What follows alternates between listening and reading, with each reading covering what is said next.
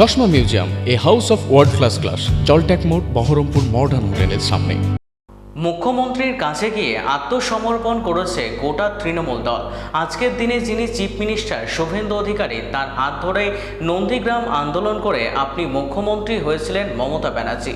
তাই আপনার হাঁড়ি কড়াইয়ের সব খবর জানেন আজকের মুখ্যমন্ত্রী।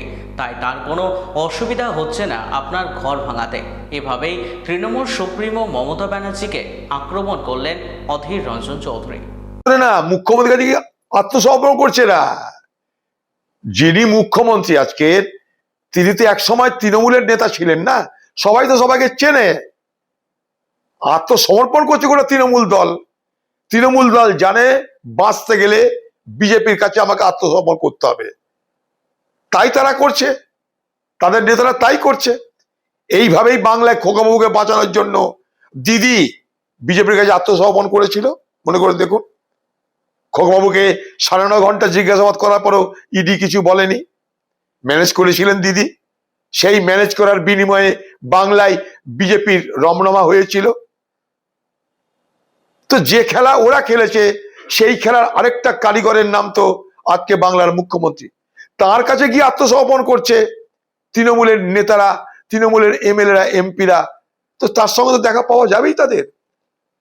বাংলার মমতা ব্যানার্জি, আজকে আপনি তো আজকে পশ্চিমবঙ্গের যিনি চিফ মিনিস্টার শুভেন্দু অধিকারী, তাদের হাত ধরেই নন্দীগ্রাম আন্দোলন করেই আপনি মুখ্যমন্ত্রী হয়েছিলেন। সেই মুখ্যমন্ত্রী আপনার দলের লোক ছিল। সে তো আপনার নারী নক্ষত্র সবকিছু জানে, হাঁড়ি কড়াই কোথায় কি আছে সব জানে। তাই আপনার দল ভাঙতে তাদের কোনো অসুবিধা হচ্ছে না। আপনার দল আজ তাসের ঘরের মতন ভেঙে পড়ছে, কারণ আপনি দল করেছিলেন একটা রাজনৈতিক লক্ষ্য নিয়ে। সেটা কি? বামফ্রন্টকে ক্ষমতা থেকে সরাতে হবে, আর কিছু ছিল না। পলিটিক্যাল অবজেক্টিভ, পলিটিক্যাল প্ল্যান, আদর্শগত ভিত্তি, আইডিওলজিক্যাল মুডিংস কি ছিল? যে আমরা ক্ষমতা থেকে বামফ্রন্টকে সরিয়ে পশ্চিমবঙ্গে আমরা হিংসা মুক্ত বাংলা করব, এই তো ছিল। যেদিন বামফ্রন্ট সরে গেল, আপনার সামনে আর তো কোনো নতুন রাজনৈতিক লক্ষ্য দেখলাম না আমরা। তাহলে একটা দল তৈরি হয়েছিল শুধু বামফ্রন্টকে ক্ষমতা থেকে সরানোর জন্য। বামফ্রন্ট ক্ষমতা থেকে সরে যাওয়ার পর আপনার সামনে না কোনো রাজনৈতিক লক্ষ্য, না কোনো আদর্শগত ভিত্তি। আপনি চলতে লাগলেন খুনি, গুন্ডা, মস্তান, তোলাবাজ, সিন্ডিকেট, তাদেরকে নিয়ে আপনি পশ্চিমবঙ্গে ক্ষমতায় টিকে থাকতে চাইলেন। সরকারি টাকা বন্টন করো, পুলিশ দিয়ে মারো, বিরোধীদের খতম করো, ক্ষমতায় টিকে থাকো, এই তো আপনার খেলা। এই তো বাংলায় হয়েছে। আজকে তার পরিণাম বাংলা দেখতে পাচ্ছে। আমার জেলার যাকে নিয়ে গেছিল, যার কাছে ফোন আসতো অমিত সাহেব, তাকে তো নিয়ে গেছিল টাকা পয়সা দিয়ে, ভাড়া করে নিয়ে গেছিল আমাকে হারানোর জন্য।